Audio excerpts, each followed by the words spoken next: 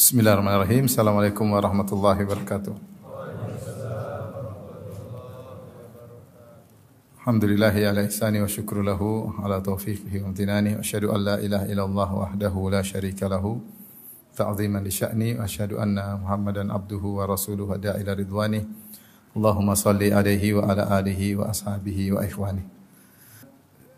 Saya ingin mengingatkan bahwasanya kita semua selain beramal soleh, ada perkara yang lebih penting, yaitu menjaga amal tersebut agar tidak gugur dan juga tidak berkurang nilainya. Ibnul Qayyim dalam kitabnya Al-Wabilus Shayyib pernah menyampaikan suatu perkataan yang indah. Dia berkata, "Laisa sya'nu fil amal, innama sya'nu kulla sya'ni fi hifdzil amal mimma yufsiduhu wa yuhbituhu." Perkara yang paling utama bukanlah masalah beramal soleh. Beramal soleh penting, tetapi innama sya'nu kulla sya'ni, perkara yang lebih penting dan sangat terpenting adalah fi hifdzil amal mimma yufsiduhu wa yuhbituhu, yaitu menjaga amal jangan sampai rusak. Kita sudah kerjakan jangan sampai rusak atau gugur. Kemudian beliau berkata, wa ma'rifatu ma yufsidul a'mal fi hali wuqu'iha, dan mengenali apa yang bisa merusak amal ketika amal sedang dikerjakan.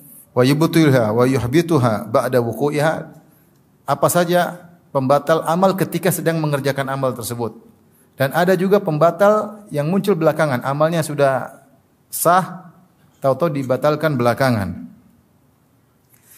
Min ahammi ma yanbaghi an yufattisha alaihi al-'abdu, ini perkara yang paling penting seorang untuk memeriksa dirinya. Wa yahris ala amalihi wa yahdharahu, dan dia berusaha untuk menjaga amalnya dan waspada terhadap penggugur atau perusak amal atau pengurang pahala amal yang dia kerjakan. Ini nasihat penting dari Ibnul Qayyim rahimahullahu taala. Karena jangan sampai kita hanya semangat beramal ternyata amal kita bermasalah. Bisa jadi tidak diterima sejak awal atau diterima kemudian digugurkan oleh Allah Subhanahu wa taala karena kita melakukan pembatal atau penggugur amal saleh. Allah bercerita tentang suatu kaum yang mereka menderita pada hari kiamat kelak. Allah berfirman, amilatun nasibah tasla naron hamiyah, yaitu orang-orang yang amilah, yang itu yang bekerja keras, nasibah letih. Namun bagaimana di neraka kelak? Tasla naron hamiyah, mereka masuk ke dalam neraka yang panas. Padahal mereka amilatun nasibah, bekerja keras dan berletih-letih. Al-Imam Ibnu Katsir rahimahullah taala menyebutkan dalam tafsirnya riwayat dari Umar bin Khattab radhiyallahu anhu ketika dia mendatangi tempat tinggal seorang rahib. Kemudian Umar memanggilnya, "Ya rahib, wahai rahib." Fa asyraf, kemudian rahib tersebut keluar. Kemudian Umar melihatnya, kemudian Umar pun menangis. Umar menangis melihat rahib tersebut. Maka ada yang bertanya kepada Umar, "Wa ma yubkik? Apa yang buat kau menangis wahai Amirul Mukminin, wahai Umar?" Maka Umar berkata, "Tadzakartu qaulahu ta'ala, 'amilatun nasibah tasla naran hamiyah." Aku ingat firman Allah Subhanahu wa taala tentang orang-orang yang berletih-letih dan bercapek-capek di dunia beramal namun ternyata masuk neraka. Yaitu Umar menafsirkan di antara contohnya adalah orang-orang Nasara. Yang mereka Allah sifati dengan waladhdallin, yaitu orang-orang yang tersesat, beramal soleh semangat namun tidak ada ilmunya. Di antaranya mereka kemudian mengharamkan sebagian mereka kalau ingin mencapai tingkatan tinggi tidak menikah, ya, rahbaniyah, tidak mau punya anak, tidak mau punya istri, mereka menganggap itu adalah tingkatan yang tinggi padahal tidak ada nilainya di sisi Allah, bahkan menyebabkan mereka masuk neraka jahanam. Maka Umar pun menangis mengingat ayat ini. Kasihan lihat pendeta sudah tua tersebut, sudah puluhan tahun di atas agamanya, berusaha susah payah, tidak menikah, tidak punya anak, hilang dari kebahagiaan keluarga, ternyata di akhirat masuk neraka jahanam. Demikian juga diriwayatkan dari sebagian salaf, mereka menafsirkan amilatun nasibah, yaitu orang-orang berletih-letih beramal soleh di dunia, beramal capek-capek, letih-letih, namun ternyata masuk neraka jahanam. Di antara mereka, sebagian pendapat Imam Al-Qurtubi rahimahullahu taala menafsirkan dengan ahlul bid'ah. Ahlul bid'ah seperti orang-orang khawarij. Orang-orang khawarij, Rasulullah sallallahu alaihi wasallam mensifati mereka dengan perkataan beliau, tahkiruna salatakum ma'a salatihim. Kalian para sahabat akan merasa minder kalau membandingkan salat kalian dengan salat mereka. Artinya orang-orang khawarij salatnya lebih banyak. Wasiyamakum ma'asiyamihim, kalian akan merasa minder kalau membandingkan puasa kalian dengan puasa mereka. Karena mereka sangat sering berpuasa. Makanya ketika Ibnu Abbas menemui mereka, wajah mereka pucat, karena sering berpuasa dan salat malam. Tapi kata Nabi SAW, yamrukuna minad din kama yamrukus sahmu minar ramiyah. Sungguhnya mereka keluar dari agama seperti anak panah yang menembus buruannya, yaitu anak panah masuk kemudian keluar tanpa menyisakan daging sedikit pun. Itu benar-benar keluar lepas dari Islam.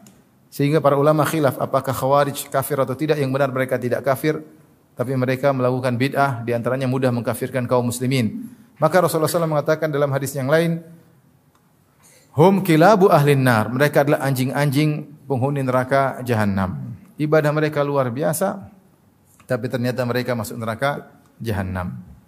Oleh karenanya, ini yang kita perlu hati-hati bersama, ya, untuk kepentingan diri kita sendiri. Sehingga kalau kita beramal soleh, kita harus jaga amal soleh tersebut. Jangan kita sudah letih-letih, capek-capek, ternyata amal soleh tersebut tidak ada nilainya di sisi Allah Subhanahu wa taala dan bahkan merupakan sebab seorang masuk neraka jahanam. Baik, saya akan sebutkan banyak hal-hal yang pada ranah membatalkan amal ketika tercampur, atau membatalkan amal belakangan, atau mengurangi pahala amal. Ini semua tiga masalah. Membatalkan amal sejak awal, atau membatalkan amal soleh belakangan, atau mengurangi amal soleh, mengurangi pahala amal soleh. Setan tidak peduli. Tentunya dia ingin amal seseorang batal sejak awal. Kalau tidak bisa batal, maka batal belakangan. Kalau tidak bisa batal belakangan, paling tidak mengurangi apa? Pahala amalnya. Ada beberapa poin. Yang pertama tentunya, di antara hal yang membatalkan amal, yaitu tentunya adalah kekufuran dengan berbagai macam modelnya. Siapa yang kufur, maka amalnya batal secara total. Dan kufur modelnya banyak, ya. Kekufuran itu modelnya banyak. Siapa yang melakukan pembatal keislaman, maka dia telah terjerumus dalam kekufuran. Di antaranya melakukan syirik akbar, misalnya. Di antaranya misalnya dia mengejek syariat Allah Subhanahu wa taala, mengejek syiar-syiar Allah, ya, mengejek ayat-ayat Allah, mengejek Nabi Muhammad sallallahu alaihi wasallam, namanya istihza biddin, mengejek agama, maka dia kufur kepada Allah Subhanahu wa taala. Di antaranya misalnya dia membenci syariat Allah. Dzalika bi annahum karihu ma anzalallah. Karena mereka benci dengan apa yang Allah turunkan. Ada syariat dia benci, ini syariat kayak apa ini? Dia protes padahal yang turunkan Tuhan, sementara dia makhluk. Dia benci dengan syariat Allah Subhanahu wa taala. Ini juga kekufuran. Di antara kekufuran misalnya adalah mendustakan ayat-ayat Allah. Dia bilang ayat ini saya tidak terima, ayat yang lain saya terima, ini saya tidak terima. Berarti mendustakan ayat Allah Subhanahu wa taala. Dan banyak di antara bentuk kekufuran menganggap bahwasanya hukum yang saya buat sama nilainya sama hukum Allah. Ini juga kekufuran. Allah bikin syariat, saya juga bisa bikin syariat. Sama kok. Mungkin syariat saya, apalagi menganggap syariat saya lebih maslahat daripada syariatnya Allah. Kamu berarti menganggap lebih baik daripada Tuhan. Ini juga kufur. Kufur banyak model-modelnya. Disebutkan oleh para ulama dalam kitab-kitab fikih mereka. Baik mazhab Syafi'i, mazhab Hambali, mazhab Maliki maupun mazhab Hanafi. Tapi bukan kita sekarang sedang menjelaskan hal itu. Tapi intinya, siapa yang melakukan kufuran, maka Islamnya batal. Sebagaimana wudu bisa batal, sebagaimana solat bisa batal, sebagaimana haji bisa batal, sebagaimana puasa bisa batal, demikian juga Islam seorang bisa batal jika dia terjerumus dalam kekufuran. Kata Allah Subhanahu wa taala, "Wa may yartadid minkum an dinihi fayamut wa huwa kafirun fa ulaika habitat a'maluhum fid dunya." Siapa yang murtad di antara kalian, kemudian dia meninggal dalam kondisi kafir, maka mereka itulah orang-orang yang amal mereka gugur. Wal fid dunya wal akhirah wa ulaika ashabun nari hum fiha khalidun. Dan mereka di neraka kekal selama-lamanya. Ini adalah orang-orang yang terjerumus dalam kekufuran dengan berbagai macam modelnya. Taib. Ini menggugurkan amal dari awal sampai akhir. Hanya saja para ulama khilaf, jika seorang melakukan kekufuran, kemudian dia kembali masuk Islam, apakah amalannya kembali atau tidak? Ini khilaf di kalangan para ulama. Menurut mazhab Maliki, gurunya Al-Imam Syafi'i, Al-Imam Malik berpendapat siapa yang melakukan kekufuran atau syirik akbar langsung nol, amalnya langsung nol. Seandainya kalau dia tobat, maka mulai lagi dari nol. Seandainya dia pernah berhaji, maka hajinya batal. Kalau dia masuk Islam lagi, dia harus haji lagi. Ini menurut pendapat Imam Malik. Menurut Imam Syafi'i lebih ringan. Kata Imam Syafi'i, dia amalannya gugur kalau dia tidak bertobat. Adapun kalau dia bertobat, maka amalnya tidak jadi gugur. Amalnya tidak jadi gugur. Karena Allah mengatakan, fayamut wa huwa kafir. Wa may yartadid minkum an dinihi fayamut wa huwa kafir. Siapa yang murtad dari agamanya, kemudian dia meninggal dalam kondisi kafir. Mafhum mukhalafah, kebalikannya kata Imam Syafi'i, berarti kalau dia meninggal dalam kondisi bertobat, amalnya tidak jadi gugur. Pendapat Imam Syafi'i lebih ringan daripada pendapat gurunya Imam Malik. Namun seorang berhati-hati jangan sampai terjerumus dalam kekufuran. Taib, di antara amal yang membatalkan atau perbuatan yang menggugurkan amal ketika sedang beramal adalah riya dan sum'ah. Riya dan sum'ah.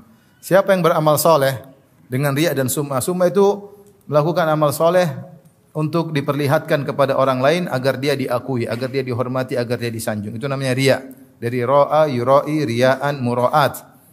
Maka dia memperlihatkan amal solehnya kepada orang lain supaya dia disanjung dan supaya dia dipuji. Ketika dia melakukan demikian, maka amal solehnya tidak diterima oleh Allah Subhanahu wa taala. Adapun sum'ah, yaitu memperdengarkan, dia cerita. Dia cerita-cerita tentang amal solehnya agar dia dihormati, agar dia disanjung-sanjung, maka ketika itu amal solehnya gugur, tidak diterima oleh Allah Subhanahu wa taala. Dan seorang waspada di zaman sekarang karena orang banyak hobi memamerkan amal solehnya. Dengan ada sarana medsos, maka mereka memamerkan seluruh amal soleh mereka. Ikutilah kebiasaan para salaf menyembunyikan amal soleh. Kalau bisa seorang menyembunyikan amal soleh dia seluruhnya, bahkan amal soleh yang biasanya orang nampakkan hendaknya dia sembunyikan. Dia berbakti sama orang tua tidak usah cerita. Jangan cerita saya dulu bantu ibu saya dulu belikan ibu saya dulu berbakti sama bapak saya, enggak usah cerita. Seorang wanita berbakti kepada suami tidak usah pamer. Saya kalau sama suami saya begini. Enggak perlu, biarlah Allah yang tahu. Semua amal soleh disembunyikan. Dia berbuat baik sama tetangga, dia berbuat baik sama anaknya, dia sedekah, enggak usah cerita. Kalau dia cerita boleh dalam kondisi terpaksa karena memang ada maslahat, tapi tidak boleh cari pujian. Kapan dia mencari pujian, maka itulah riya atau sum'ah. Sebenarnya mengatakan intidharu sana'in nas huwa riya. Menanti-nantikan pujian manusia itulah riya. Kita habis amal soleh tunggu dipuji nih, lagi nunggu, belum dipuji, masih nunggu dipuji, sudah apa? Sudah riya. Pas dipuji, inilah yang saya pingin. Berarti pas, itulah riya sesungguhnya, sudah terbukti. Kapan dia beramal soleh nunggu pingin dipuji, itu sudah riya dan sum'ah. Maka seorang bersihkan dirinya dengan mengetahui kapan dia beramal, Allah sudah tahu. Wa ma anfaqtu min khairin fa innallaha bihi alim. Apapun yang kau infakkan sedikit pun Allah tahu. Kalau Allah sudah tahu ya sudah. Enggak usah perlu yang lain tahu. Maka hati-hati jangan terbawa dengan kebiasaan banyak orang suka pamer amal soleh. Karena kita enggak tahu kapan kita publish, kita ikhlas atau kita riya. Tipis banget. Supaya hati-hati yang enggak usah dipublish, enggak usah diceritain. Baik. Di antara amal yang bisa membatalkan amal soleh setelah dilakukan amal soleh, yaitu membatalkan sedekah. Allah telah berfirman, "Wala tubtilu a'malakum." Janganlah kalian batalkan amalan-amalan kalian. Jaga amal tersebut, jangan dibatalkan. Di antaranya adalah sedekah yang ikhlas jadi batal gara-gara alman wal adza. Kata Allah Subhanahu wa taala, "Ya ayyuhalladzina amanu la tubtilu shadaqatikum bil manni wal adza." Wahai orang yang beriman, janganlah kalian batalkan sedekah kalian dengan alman dan al-adha. Apa itu alman, apa itu al-adha? Dua hal yang bisa membatalkan amal soleh. Padahal sedekahnya ikhlas. Beda kalau riya dari awal udah batal. Ini ikhlas dulu, terus belakangan baru muncul alman dan al-adha yang membatalkan. Padahal sudah ikhlas. Makanya Allah mengatakan, la tubtilu shadaqatikum bil manni wal adha kalladzi yunfiqu ria'an nas, ma lahu ria'an nas. Janganlah kalian batalkan amal sedekah kalian dengan alman dan al-adha sebagaimana orang yang riya. Kalau orang yang riya dari awal sudah batal. Ini kita cerita tentang orang yang ikhlas, kemudian belakangan dia melakukan alman dan al-adha. Apa itu alman? Alman adalah orang yang merasa punya jasa budi kepada orang yang dia bantu sehingga dia merasa mentang-mentang terhadap orang yang dia bantu. Kata Ibnu Hajar rahimahullah taala, alman asalnya adalah amalan hati namun terkadang terungkapkan dengan lisannya. Jadi kalau kita bantu orang jangan kita merasa kita hebat. Kita merasa dia rendah. Kita merasa dia punya hutang budi sama saya sehingga ada timbul mentang-mentang. Justru kita ini bersedekah supaya hati kita bersih. Hati kita bersih karena tujuan sedekah adalah membersihkan hati. Kata Allah Subhanahu wa taala, "Khudz min amwalihim shadaqatan tutahhiruhum wa tuzakkihim biha." Ambillah sedekah dari mereka untuk mensucikan mereka dan bersihkan mereka. Orang kalau sering sedekah hatinya bersih. Karena dia peka kepada sesama kaum muslimin, dia menyayangi kaum muslimin. Bukan dia bersedekah untuk sombong dan mentang-mentang. Kapan sedekah tidak membersihkan hatinya, malah mengotori hatinya, maka sedekah tersebut menjadi dosa besar. Karena timbul alman. Alman itu mengugurkan sedekah. Makanya Rasulullah SAW mengatakan, "Salasatun la yukallimuhumullahu yaumal qiyamah." 3 orang yang Allah tidak ngajak ngobrol mereka, tidak berbicara dengan mereka pada hari kiamat kelak. Wala yanzuru ilaihim, Allah tidak memandang mereka dengan pandangan rahmat pada hari kiamat kelak. Wala yuzakkihim, Allah tidak ampuni dosa-dosa mereka. Walahum adzabun alim, dan bagi mereka azab yang pedih. Kata Nabi sallallahu alaihi wasallam di antaranya al-mannan. Al-mannan, al-mannan yaitu orang yang merasa tinggi karena membantu orang lain. Lihat orang lain dia merasa saya yang bantu. Sehingga dia semakin bersedekah semakin angkuh. Maka untuk mengobati penyakit ini kita harus tahu bahwasanya kalau kita membantu orang lain justru dia yang berjasa buat kita. Gara-gara kita bantu dia, kita dapat pahala. Gara-gara kita bantu dia, harta kita ditambah oleh Allah Subhanahu wa taala. Gara-gara kita bantu dia, maka kita diselamatkan dari kematian yang buruk dan banyak manfaat sedekah. Dia cuma makan, selesai. Manfaat yang didapatkan sedikit dibandingkan manfaat yang kembali kepada kita. Saya sering sampaikan, ada orang mungkin dia melihara anak yatim di rumahnya. Biaya biar anak yatim tersebut mungkin sedikit, taruh 1 bulan 2 juta. Tapi Allah kasih dia harta berlimpah-limpah gara-gara dia memelihara anak-anak yatim tersebut. Mana yang lebih beruntung? Dia atau anak yatim? Dia yang lebih beruntung. Oleh karena jangan merasa kalau kita bantu orang bahwasanya dia utang budi sama. Hilangkan itu semua, itu sebab alman. Dan itu bisa membatalkan sedekah kita yang tadinya ikhlas. Dan ini potensinya muncul kalau orang itu bikin masalah sama kita. Potensinya bakalan muncul kalau orang itu bikin masalah sama kita, maka namanya alman. Taib yang kedua al-adha. Apa bedanya alman al-adha? Al-adha bahasa Arab artinya menyakiti dengan kata-kata. Ini biasanya sudah berserta man. Jadi dia merasa mentang-mentang maka dia menyakiti. Dia bilang, "Kalau bukan saya, kamu dulu sudah mati. Kalau bukan saya, kamu dulu." Jangan sekali-kali kita menyakiti hati orang yang pernah kita bantu, baik berupa harta maupun yang lainnya. Jangan kita mengungkit jasa-jasa kita sehingga dia tersakiti. Jangan. Sebagian ulama menyatakan hanya boleh antara orang tua dengan anak dan suami dan istri. Itu yang boleh. Itu pun bukan dalam rangka untuk menyakiti, tapi untuk menasihati. Orang tua boleh bilang sama anaknya, "Nak, Abi dulu yang ini, Abi dulu yang." Bukan menyakiti dia, tujuannya bukan menyakiti, tapi agar dia berbakti kepada orang tuanya. Ini dibolehkan. Dia bukan al-adha, bukan menyakiti, tapi mengungkit kebaikan dalam rangka agar anaknya itu sadar. Sebagaimana suami boleh, sebenarnya mengatakan boleh dia ingatkan istrinya, "Saya dulu yang inikan kamu," agar dia tunduk kepada atau taat kepada suaminya. Karena banyak istri yang lupa diri ya.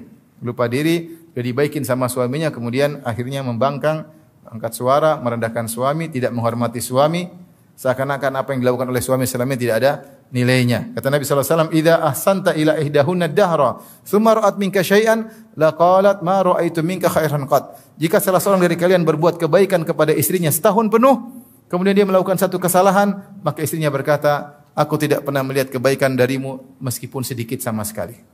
Dia lupa.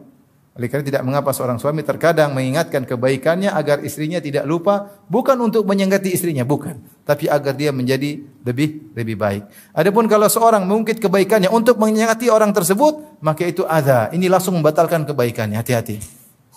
Kamu dulu miskin, yang ngerjain kamu siapa? Yang buat kamu diterima pekerjaannya siapa? Itu sama.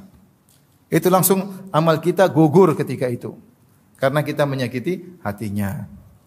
Maka hati-hati kalau terbetik dalam benak kita mau bicara, enggak usah bicara. Bayangkan seorang yang sudah melakukan kebaikan 20 tahun lalu, kemudian dia ada masalah dengan orang tersebut, dia ungkit. "Kamu dulu yang ini, kamu tahu enggak kalau saya enggak ngebantu kamu dulu, kamu sudah mati, kamu sudah kurus krempeng, kamu sekarang kamu gemuk, siapa yang bikin gemuk?" Ini langsung kebaikan 20 tahun yang lalu hilang. Maka waspada. Yang penting bukan cuma bersedekah, tapi bagaimana menjaga kebaikan kita, jasa kita, agar tidak batal gara-gara alman wal adza.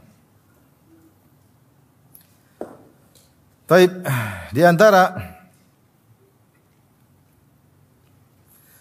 hal yang bisa membatalkan amal soleh seorang, artinya tidak diterima sejak awal, sama seperti riya, sama dengan kufur, tidak diterima sejak awal adalah mendustakan takdir. Siapa yang mendustakan takdir, mengatakan Allah tidak mencatat sebelumnya, ini terjadi begitu saja tanpa ada catatan Allah sebelumnya, maka amalnya tidak diterima oleh Allah Subhanahu wa taala.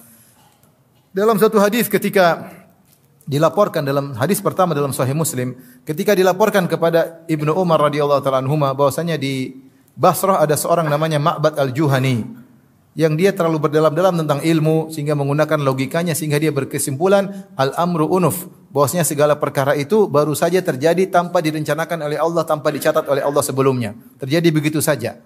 Allah tidak ada rencana-rencana, tiba-tiba muncul. Maka Ibnu Umar berkata, "Idza laqita haula," jika kau bertemu dengan mereka, fa akhbirhum anna Ibnu Umar bari'um minhum, sampaikan bahwasanya Ibnu Umar, saya sahabat Ibnu Umar, berlepas diri dari mereka. Wa hum bara'u minni, dan mereka berlepas diri dariku.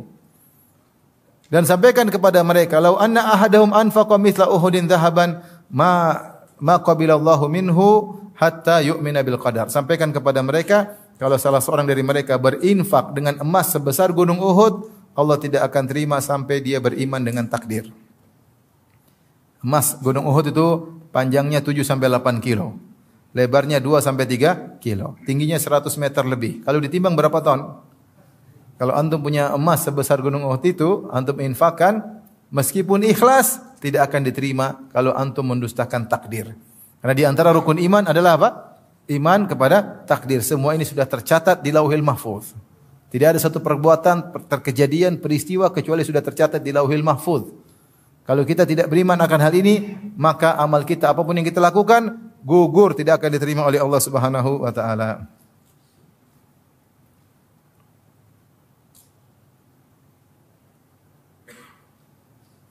Demikian juga dalam hadis Rasulullah SAW bersabda, "Walau anfaqta mithla Uhudin dhahaban fi sabilillah ma qabilahu Allahu minka." Kata Nabi, kalau kau berinfak dengan emas sebesar gunung Uhud di jalan Allah, Allah tidak akan menerima darimu hatta tu'mina bil qadar, sampai kau beriman kepada takdir. Wa ta'lama anna ma asabaka lam yakun liyukhti'ak, dan kau tahu bahwasanya apa yang menimpamu tidak akan meleset karena sudah ditakdirkan. Wa anna ma akhta'aka lam yakun liyusibak, dan apa yang meleset darimu tidak akan mengenaimu.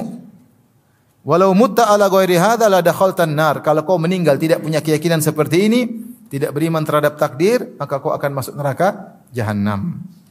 Karena hati-hati sebagian orang menggunakan logikanya, ya, tidak belajar Islam dengan baik, menggunakan logikanya akhirnya terjebak dengan paham qadariyah yang menolak adanya takdir, dan ini membatalkan amal seseorang. Maka waspada. Ini pentingnya kita belajar rukun iman. Di antara amalan yang bisa membatalkan amal soleh adalah, atau perbuatan yang bisa membatalkan amal soleh adalah meninggalkan solat asar. Datang hadis secara khusus dalam Sahih Bukhari dan yang lainnya. Rasulullah sallallahu alaihi wasallam bersabda, "Man taraka salatal asar faqad habita amaluh." Siapa yang meninggalkan salat asar, maka telah gugur amalnya. Man taraka salatal asar faqad habita amaluh. Siapa yang meninggal salat asar, maka telah gugur amalnya. Ada khilaf di kalangan para ulama, apa maksudnya gugur amalnya? Ada yang mengatakan amalnya gugur seluruhnya, jadi nol. Ada yang mengatakan amal dia pada hari itu. Ada yang mengatakan amal dia ketika mau dilaporkan ke Allah, karena sore malaikat angkat amalannya ke Allah, ternyata dia malah tidak salat asar, maka amalan seharian gugur. Maka seorang jangan sampai meninggalkan salat asar. Kadang pulang kerja capek, letih, kemudian tidur, tidak salat asar, maka ini bahaya. Hendaknya seorang jangan meninggalkan salat asar dan berusaha jangan menunda-nunda salat asar. Rasulullah SAW sebutkan di antara sifat orang munafik yaitu menunda-nunda salat asar sampai menjelang adzan. Kata Nabi, "Tilka salatul munafik." Itulah salat orang munafik. Dia menunggu-nunggu sampai matahari sudah mau terbenam, tiba-tiba dia rajin mendadak, langsung semangat, Allahu Akbar. Tadinya ngobrol terus. Maka seorang beriman jangan tunda-tunda salat asar. Segera dia lakukan salat asar. Di antara hal yang batalkan amal soleh seseorang adalah bersumpah mendahului Allah, bersumpah mendahului Allah. Sok tahu tentang Allah Subhanahu wa taala dengan sumpah. Dalam hadis disebutkan tentang dua orang yang saling bersaudara. Kemudian yang satu rajin maksiat, yang satu rajin ibadah. Yang rajin ibadah selalu menegur yang teman yang suka bermaksiat. Dia mengatakan, "Ya fulan, aqsir, wahai fulan, berhentilah." Tapi temannya tersebut tidak mau berhenti. Terus maksiat sampai satu hari temannya melakukan maksiat yang tidak biasanya. Maka dia mengatakan, "Ya fulan, aqsir, wahai fulan, berhentilah dari maksiatmu." Ternyata si fulan yang ditegur marah. Dia berkata, "Da'ni wa rabbi." Biarkan aku dengan Tuhanku. Ngapain kau ikut campur urusanku? Ini salah juga ya. Dia salah, tapi dia emosi. Dia bilang, "Abu ista alayya raqiba." Apakah Allah utus kamu jadi pengawasku? Sudah ada malaikat, ngapain kau ngawasi saya? Ini perkataan orang ini benar atau salah? Salah. Karena nahi munkar harus ditegakkan. Saking jengkelnya dia bilang, "Ngapain kau ngurus saya? Biar saya urus dengan Tuhan. Kau ngapain tegur-tegur saya? Emang kau ditugaskan Allah untuk nyatatin saya? Sudah ada malaikat raqib atid, ngapain kau ikut-ikut?" Ngomongannya gitu. Intinya dia emosi ketika ditegur tersebut, dan ini ucapan salah dari orang ini, pelaku maksiat ini. Dia jengkel ditegur terus, dan yang menegur lebih jengkel lagi. Akhirnya dia berkata, "Wallahi la yaghfirallahu lak." Demi Allah dia bersumpah, Allah tidak akan mengampunimu. Nah, ini masalahnya. Dia mendahului Allah, bahkan dia bersumpah. Maka Allah matikan kedua-duanya. Allah mengatakan, "Man dzalladzi yata'ala alayya alla aghfira li fulan." Siapa yang berani-berani bersumpah atas namaku, bahwasanya aku tidak akan mengampuni si fulan, hati-hati. Wa qad ghafartu lahu wa ahbattu amalak. Sungguh aku telah mengampuninya dan aku gugurkan amal solehmu. Maka akhirnya orang yang tukang maksiat tadi diampuni dosa-dosanya, Allah berkehendak ampuni dia. Yang orang yang sombong atau orang yang mendahului Allah, sok tahu tentang Allah bersumpah, maka amalnya gugur. Abu Hurairah radhiyallahu anhu ketika meriwayatkan hadis ini, dia berkomentar, "Takallama bi kalimatin aw baqad dunyahu wa ukhrah." Sungguh orang ini telah mengucapkan satu perkataan yang perkataan tersebut menghancurkan dunianya dan akhiratnya. Maka seorang jangan pernah mendahului Allah dalam banyak hal. Jangan bilang, ini orang ini enggak mungkin diampuni. Enggak mungkin. Antum bayangkan kalau ada sekarang misalnya ada seorang sadis, dia masuk di masjid ini misalnya. Kemudian kita semua dibakar. Baik pendengar maupun ustadznya. Dibakar hidup-hidup. Terus ada orang lihat, tidak akan diampuni. Mungkin pikiran kita begitu kan? Tapi ternyata kalau dia bertobat diampuni. Seperti kisah Ashabul Ukhdud.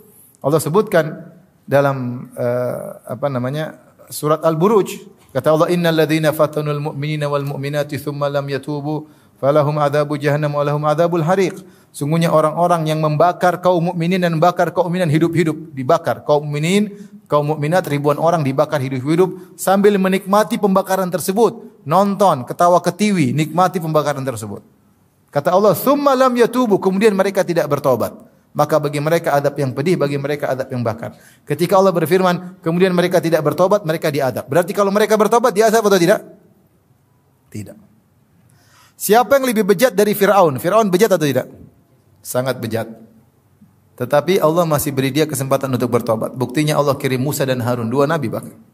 Dan Allah wasiatkan kepada Musa dan Harun, "Faqula lahu qawlan layyinan la'allahu yatadzakkaru aw yakhsha." Wahai Musa dan Harun, ucapkanlah kata-kata yang lembut, siapa tahu Fir'aun sadar. Siapa tahu Fir'aun sadar. Bahkan Allah berikan mukjizat-mukjizat, namun dasar Fir'aun kepala batu ya. Akhirnya mati dalam kondisi kafir. Seandainya dia bertobat, diterima enggak tobatnya? Bahkan di antara orang setelah Nabi wafat, ada sebagian orang ngaku sebagai nabi. Murtad atau tidak jadi mengaku sebagai nabi?